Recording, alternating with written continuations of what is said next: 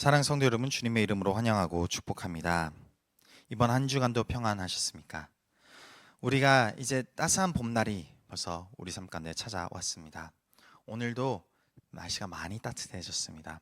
더불어 봄에 참 필요한 단비도 내리고 있습니다. 이 비가 내려야지 새싹이 돋고 이제 이 봄에 활차게 살아갈 수 있는 것이죠. 우리의 인생에도 하나님은 반드시 봄을 허락하십니다. 추웠던 내 인생 속에서 덜덜덜 떨고 있고 눈물 흘렸던 내 삶 속에서 하나님은 반드시 우리 삶 가운데 따뜻한 봄날의 햇살을 허락하시고 그와 더불어 우리에게 필요한 단비를 내려주셔서 내가 더 기쁨으로 나아갈 수 있도록 이끌어 주실 줄 믿습니다. 그 은혜와 그 사랑과 그 인도하심을 소망하면서 다음 한 주도 살아가시기를 소망합니다. 우리는 계속해서 출애굽기 전체를 살펴보고 있습니다. 오늘은 그 세 번째에 하나님의 율법이 마음에 새겨지다. 출애굽기 19장에서 24장 전체의 말씀을 우리가 함께 보기를 원하고, 이 전체의 말씀의 핵심은 히브리서 8장 10에서 12절 말씀에 우리가 찾아볼 수 있습니다. 히브리서 8장 10절부터 보면은 또 주께서 이르시되 그날 후에 내가 이스라엘 집과 맺은 언약은 이것이니 내 법을 그들의 생각에 두고 그들의 마음에 이것을 기록하리라. 나는 그들에게 하나님이 되고 그들은 내게 백성이 되리라. 또 각각 자기 나라 사람과 각각 자기 형제를 가르쳐 이르기를 주를 알라 하지 아니할 것은 그들이 작은 자로부터 큰 자까지 다 나를 알미라. 내가 그들의 불의를 긍휼히 여기고 그들의 죄를 다시 기억하지 아니하리라 하셨느니라. 사랑하는 성도 여러분, 출애굽기를 통해서 우리가 배우는 것은 무엇입니까? 하나님이 이스라엘 백성들을 친히 인도하신다, 이것입니다. 그러므로서 그 말씀이 오늘날 우리에게 주어지는 것은 이와 더불어 하나님은 오늘도 우리 삶 가운데 우리를 친히 이끄시고 인도하신다, 이것이죠. 하나님은 이스라엘 백성들이 아직 애굽 땅에 노예로 있을 때에 그들을 구원해 내십니다. 어린 양의 피를 문설주에 발라서 그 피로 말미암아 구원을 입는다라는 것을 손수 보여주셨습니다. 그리고 구원을 받아서 나온 이스라엘 백성들을 하나님께서 선한 목자로서 친히 붙드시고 인도하셨습니다. 그들의 필요에 보호하시고 그들의 필요에 응답하시고 그들의 갈급함을 채워주시는 하나님의 놀라운 은혜를 우리가 지난 시간에 보았습니다. 이 모든 것은 무엇을 뜻합니까? 이스라엘은 하나님께 속하였다, 이것입니다. 하나님께 속한 사람으로 이제 이스라엘은 어떻게 살아가면 됩니까? 하나님의 뜻대로 살아가면 됩니다. 더 이상 옛날 이집트의 그 애굽 땅의 습관과 그 법으로 살아가는 것은 하나님의 방법, 하나님의 뜻, 하나님의 율법으로 살아가야 되는 것이죠. 인간은 하나님을 알 수 있는 방법이 없습니다. 오직 하나님께서 그것을 나타내 주셔야지만 우리가 알 수 있습니다. 그래서 하나님은 이스라엘 백성들을 끌고 나오시고 구원해 내시고 광야에 들어오시면서 바로 주셨던 게 율법인 것이죠.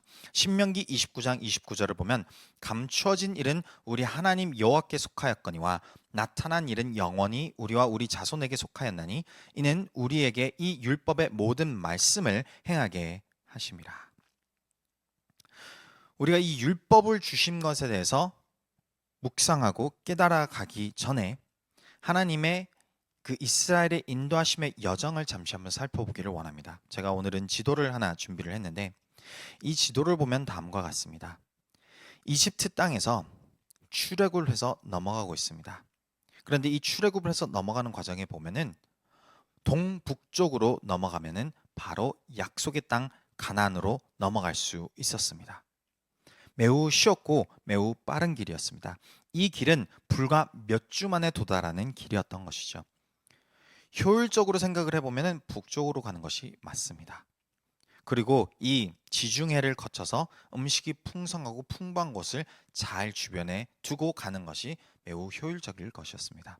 그런데 남쪽으로 꺾어서 시내산으로 꺾어 내려가십니다.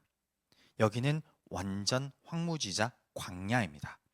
먹을 것 하나 없습니다. 굳이 하나님께서 어려운 길로 우회해서 시내산으로 이끄셨던 것이죠.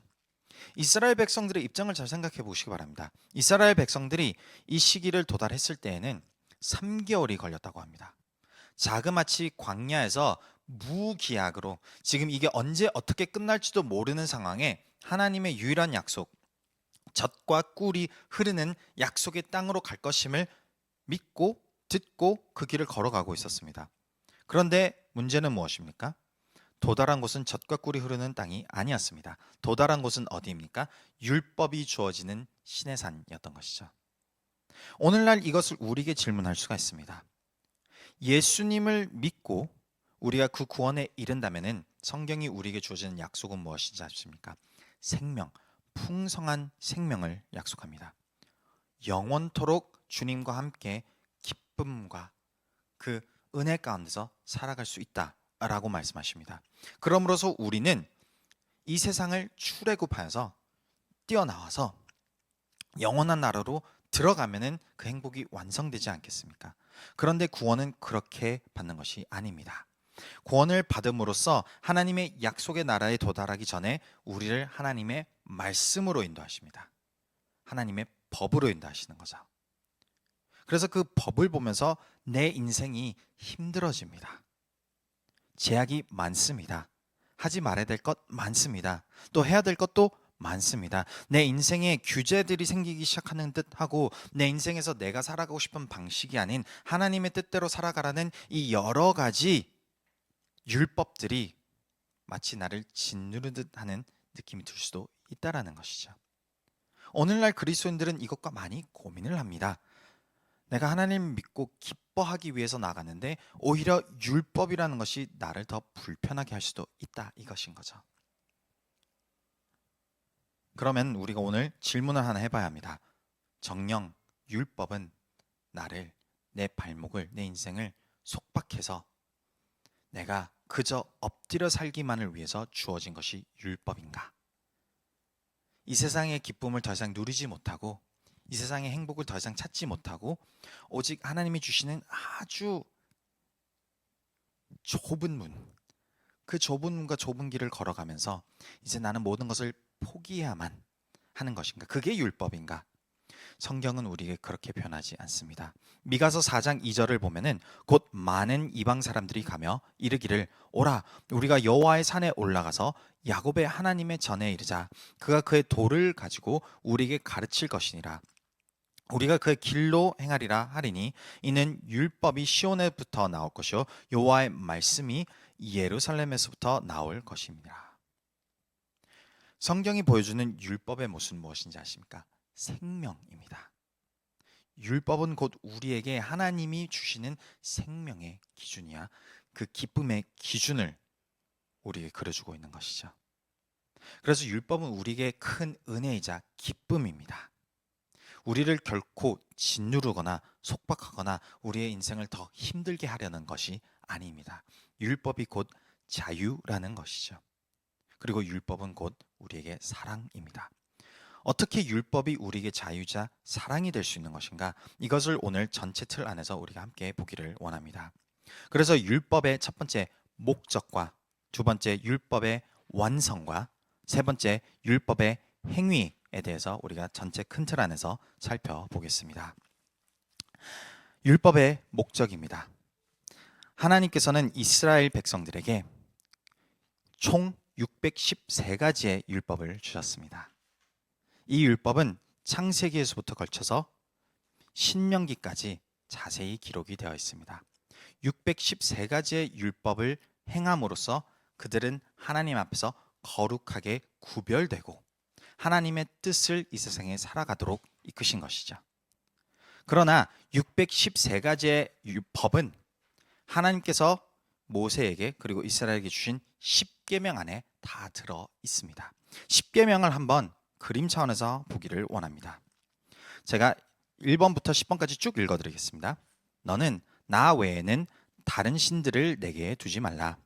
너를 위하여 새긴 우상을 만들지 말고 또 위로 하늘에 있는 것이나 아래로 땅에 있는 것이나 만들지 말며 그들에게 절하지 말며 그것들을 섬기지 말라.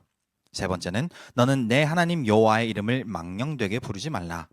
네 번째는 안식일을 기억하여 거룩하게 지키라. 다섯 번째 내 부모를 공경하라. 여섯 번째 살인하지 말라. 7번째, 간음하지 말라. 8번째, 도둑질하지 말라. 9번째, 내 이웃에 대하여 거짓 증거하지 말라. 그리고 10번째, 내 이웃의 집을 탐내지 말라.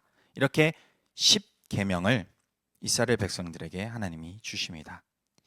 이 10계명의 율법의 목적은 무엇입니까? 하나님의 성품, 하나님의 마음을 나타내고 있습니다. 1번부터 4번은 무엇입니까? 하나님과의 관계에 대한 율법입니다. 하나님과 우리와 사이에 다른 것이 존재하면 안 됩니다. 이것은 마치 결혼한 부부와 같은 그 결혼 서약과 똑같습니다. 하나님 외에 다른 것을 마음에 품는 것 자체가 안 된다는 것이죠. 우리는 하나님 앞에서 구별된 존재이기 때문입니다. 그리고 5번부터 10번은 무엇입니까? 이웃과의 관계를 표현합니다. 그 이웃과의 관계에서 하나님의 성품이 드러나는데, 첫 번째는 공의로우신 하나님이시고 두 번째는 사랑의 하나님이라는 것이죠. 이 10가지의 율법을 우리 삶 가운데서 행하고 지키고 나아갈 때 하나님이 무엇을 말씀하시냐면은 풍성한 생명을 우리 삶 가운데 누릴 수 있다는 것입니다. 광야의 삶을 지나가고 있을지라도, 아직 약속의 땅에 도착하지 못하였을지라도 그 율법과 하나님의 약속의 말씀을 붙들고 있다면 그 삶 자체가 기쁨이자 하나님의 은혜가 넘치는 삶이 된다는 것을 성경이 우리에게 알려주고 있는 것이죠. 그런데 예수님께서는 이 계명을 우리 삶 가운데 더 이루어 나갈 수 있는 그 중심을 어떻게 설명하시냐면은 10개를 단 2개로 정리해서 마태복음 22장 37에서 40절에 이렇게 기록을 합니다. 예수께서 이르시되 내 마음을 다하고 목숨을 다하고 뜻을 다하여 주 너의 하나님을 사랑하라 하셨으니, 이 첫 번째 큰 계명은 하나님과 나와의 관계, 즉 10계명에서 1번부터 4번을 정리해서 이렇게 표현한 것입니다. 우리의 마음을 다하고 목숨을 다하고 뜻을 다하여 주 너의 하나님을 사랑하라.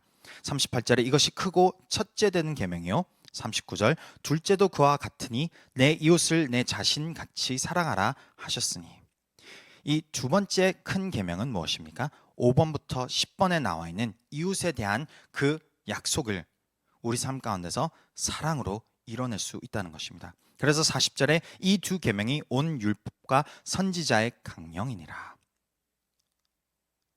우리 인생에 주어지는 하나님의 법, 율법은 무엇입니까? 그 목적은 무엇입니까? 첫 번째는 하나님의 성품, 하나님의 마음, 하나님의 뜻을 우리 삶 가운데 드러내십니다. 우리가 예수님을 믿고 하나님을 따르겠노라 하고 작정하는 그 순간부터 하나님은 우리의 마음에 율법을 부어주십니다. 그 율법은 무엇입니까? 사랑 가운데 오직 하나님만 사랑하고 사랑 가운데 오직 이웃만 사랑하라, 이것이지요. 그게 율법의 큰 목적입니다. 그런데 한번 생각해 보시기 바랍니다. 율법이 주어졌다고 해서 바로 그것을 우리가 살아갈 수 있습니까? 이스라엘 백성들이 세세히 구약에 기록되어 있는 이유가 있습니다. 그리고 그들의 하나님을 따르다가 실패하는 모습들이 기록되어 있는 이유가 있습니다. 그 이유는 우리의 힘으로는 하나님을 온전히 따를 수 없다, 이것이죠. 에스겔서를 보면은 에스겔서 20장에 이스라엘의 실패를 쭉 기록을 합니다. 전체 에스겔서 20장은 하나님의 심정을 나타내신 거예요. 너희들은 내가 이렇게까지 이끌고 이렇게까지 붙들고 이렇게까지 축복하였지만 그 축복을 받은 순간 바로 마음을 돌이켜 다른 이방신들을 섬기는구나. 그 중에 에스겔서 20장 10에서 13절을 제가 읽어드리겠습니다. 그러므로 내가 그들을 애굽 땅에서 나와서 광야에 이르게 하고 사람이 준행하면 그로 말미암아 삶을 얻을 내 균례를 주며 내 규례를 알게 하였고, 또 내가 그들을 거룩하게 하는 여호와인 줄 알게 하려고 내 안식일을 주어 그들과 나 사이에 표징을 삼았노라. 하나님께서는 이스라엘 백성들을 친히 이끌어내시고 그들에게 율법을 주시고 그들에게 그 약속, 언약을 주어 안식일을 주어 너희는 내 것이라 하셨습니다. 그런데 문제는 뭡니까? 13절에 보면 바로 그러나 이스라엘 족속이 광야에서 내게 반역하여 사람이 준행하면 그로 말미암아 삶을 얻을 나의 율례를 준행하지 아니하며 나의 규례를 멸시하였고 나의 안식일을 크게 더럽혔으므로.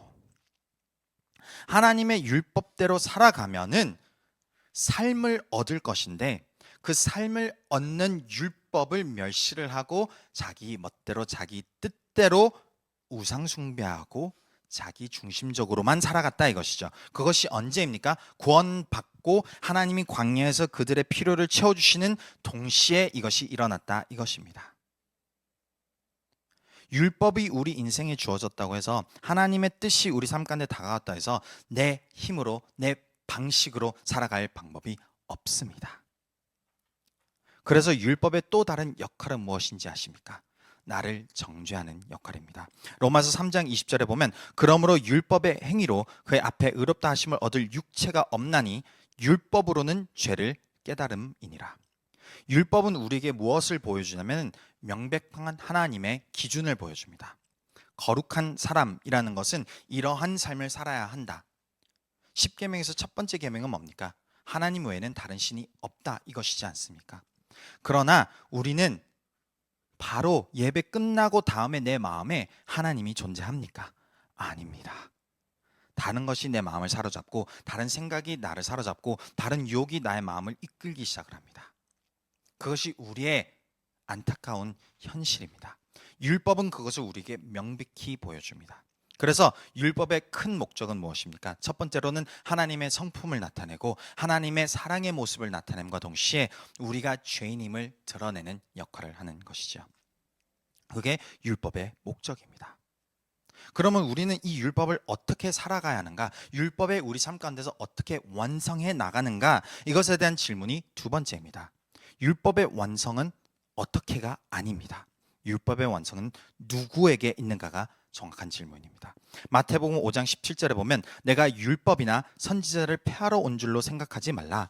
폐하러 온 것이 아니요 완전하게 하려 함이라. 율법은 하나님의 무엇을 드러낸다고 말씀드렸습니까? 하나님의 공의로움과 하나님의 사랑하심이 동시에 존재하는 것이 율법입니다. 그 공의로우신 하나님과 사랑의 하나님이 동시에 드러나는 것은 예수 그리스도의 십자가입니다.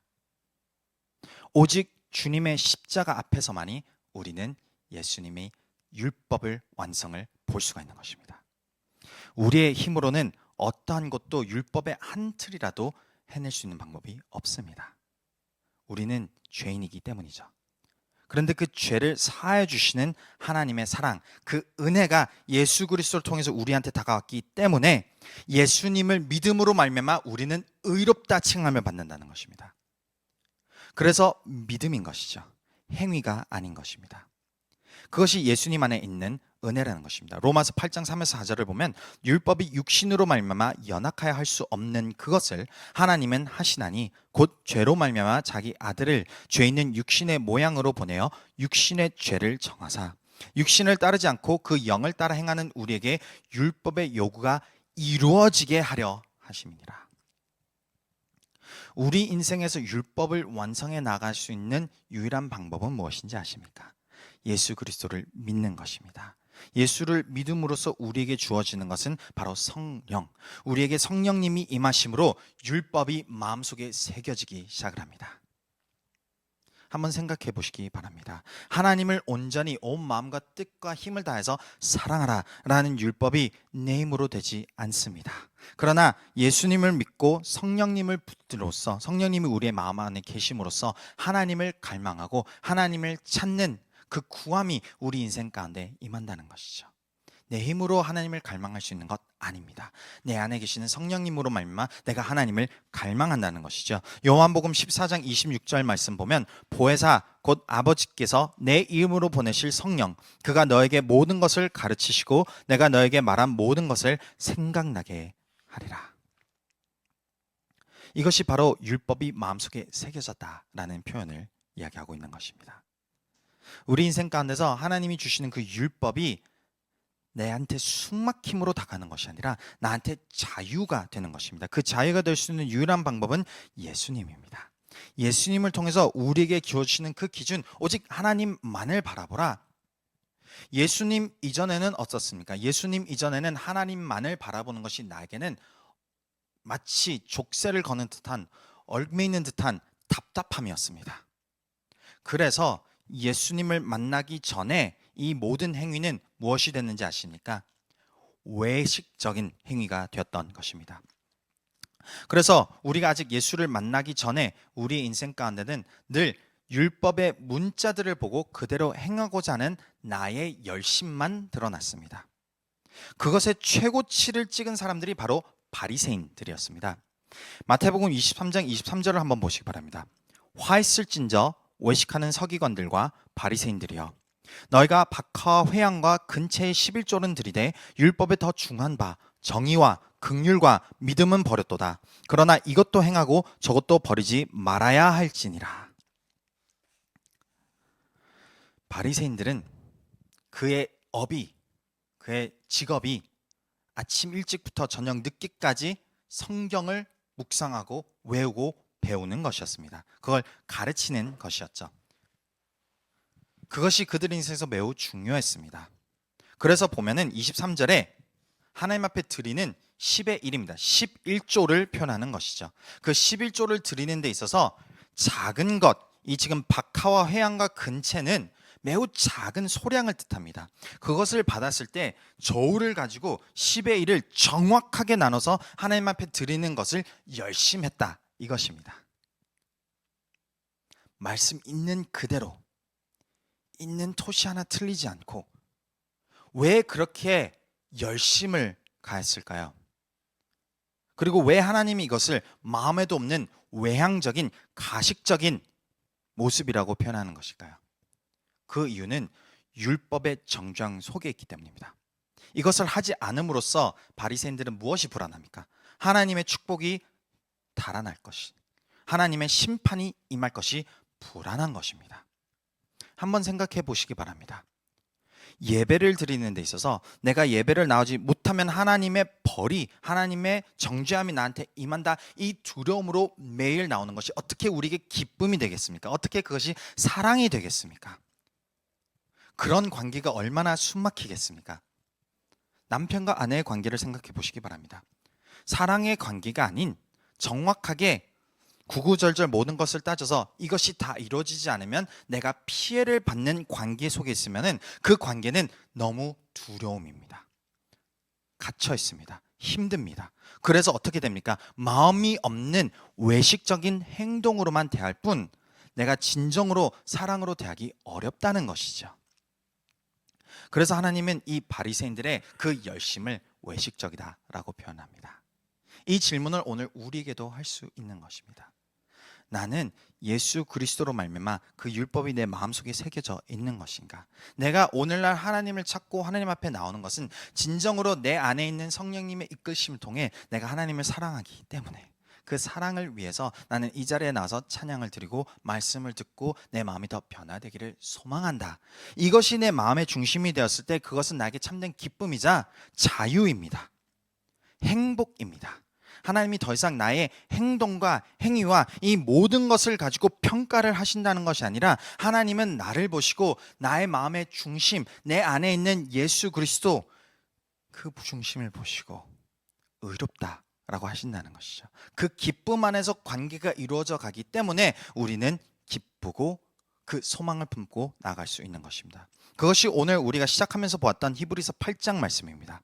10절에 보면 또 주께서 이르시되 그날 후에 내가 이스라엘 집과 맺을 언약은 이것이니 내 법을 그들의 생각에 두고 그들의 마음에 이것을 기록하리라. 나는 그들에게 하나님이 되고 그들은 내게 백성이 되리라.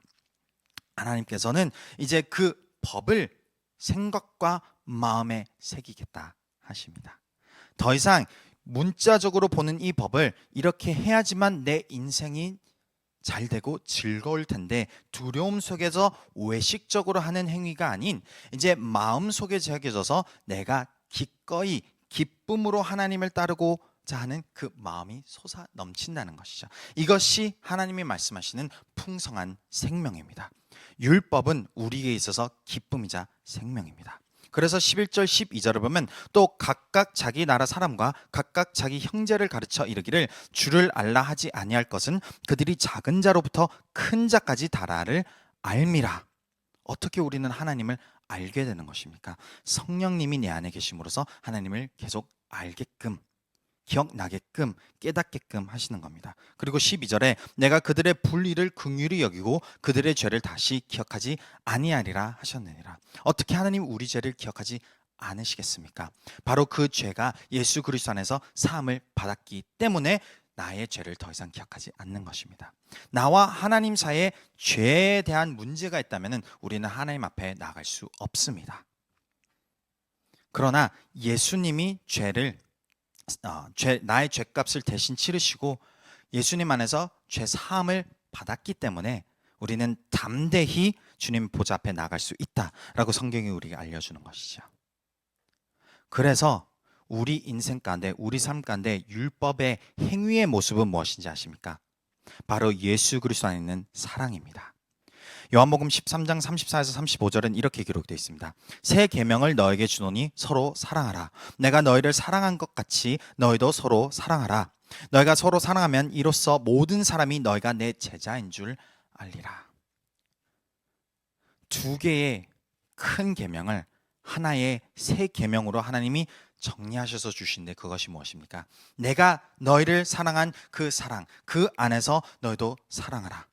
그 사랑을 누리고 그 사랑을 나누는 것, 그것이 우리가 하나님이 주시는 율법을 우리 삶 가운데 행하며 나타내며 누리며 나아갈 수 있습니다. 사랑하는 성도 여러분, 전체 말씀을 다시 한번 정리해 드리겠습니다. 율법의 목적은 무엇입니까? 율법의 목적은 첫 번째는 하나님의 성품을 우리에게 나타내는 것입니다. 하나님은 공의로우신 하나님이고 하나님은 사랑의 하나님입니다. 그 공의로우신 하나님, 사랑의 하나님이 율법의 기록으로 우리에게 다가왔습니다. 그러나 인간은 그것을 행할 수가 없는 것이죠. 그래서 율법의 또 다른 목적은 우리가 죄인이라는 것을 드러내는 데 목적이 있습니다. 그러면 율법은 어떻게 우리 인생에서 완성되어 가는 것인가? 바로 예수 그리스도를 믿음으로입니다. 왜? 예수님께서 율법의 완성이시기 때문입니다. 예수님은 하나님의 공의로우심과 하나님의 사랑, 즉 용서를 동시에 십자가에서 행하셨기 때문입니다. 그것이 우리에게 있어서 큰 기쁨이고 큰 은혜이자 큰 소망입니다. 그래서 예수를 믿음으로 말미암아 우리 인생 가운데 그 율법을 어떻게 행해 줄 수 있습니까? 예수님의 사랑이, 그 아가페 사랑이, 그 헌신적인 사랑이 저절로 드러나는 것입니다. 교회는 그런 곳입니다. 성도는 그러한 사람들입니다. 우리 인생에 주체할 수 없는 하나님의 사랑을 나누는 것, 왜 이렇게까지 하십니까? 라는 질문을 듣는 것, 굳이 이렇게까지, 왜 이렇게 과하게, 왜 그럴까요? 내 인생에 예수 그리스도의 사랑이 내 마음에, 내 그 마음 중심에 새겨져 있기 때문입니다. 이제는 내가 새롭게 변해진 나의 모습이 그렇게 살아가야 되는 것입니다. 그래야지 나는 나답게 살기 시작하는 것이죠. 내 안에 있는 성령님이 그렇게 나를 이끄시고 되시기 때문에 그것이 오늘날 우리 마음까지 새겨진 율법의 존재입니다. 그래서 에베소서 5장 1에서 2절 말씀 이렇게 기록이 되어 있습니다. 그러므로 사랑을 받는 자녀같이 너는 하나님을 본받는 자가 되고 그리스도께서 너희를 사랑하신 것 같이 너희도 사랑 가운데서 행하라. 그는 우리를 위하여 자신을 버리사 향기로운 제물과 희생 제물로 하나님께 드리셨느니라. 우리는 누구를 본받아 살아갈 수 있는 것입니까? 예수님의 그 아가페 사랑을 본받아 살아가는 것입니다. 그래서 우리는 이 땅 가운데 하나님께서 말씀하시기로 빛과 소금의 존재라고 말씀하십니다. 이 땅 가운데 도움의 손길이 필요한 자들에게 도움의 손길이 되어주고 위로가 필요한 자들에게 위로가 되어주며 사랑이 필요한 자들에게 사랑을 부어줄 수 있는, 그것이 내 힘으로 되는 것이 아닙니다. 내 힘으로 하다가는 나는 외식하는 자밖에 되지 못합니다. 내 안에 존재하시는 하나님께서 나를 통해서 역사하실 때 비로소 이 사랑의 열매가 맺어지는 줄 믿습니다.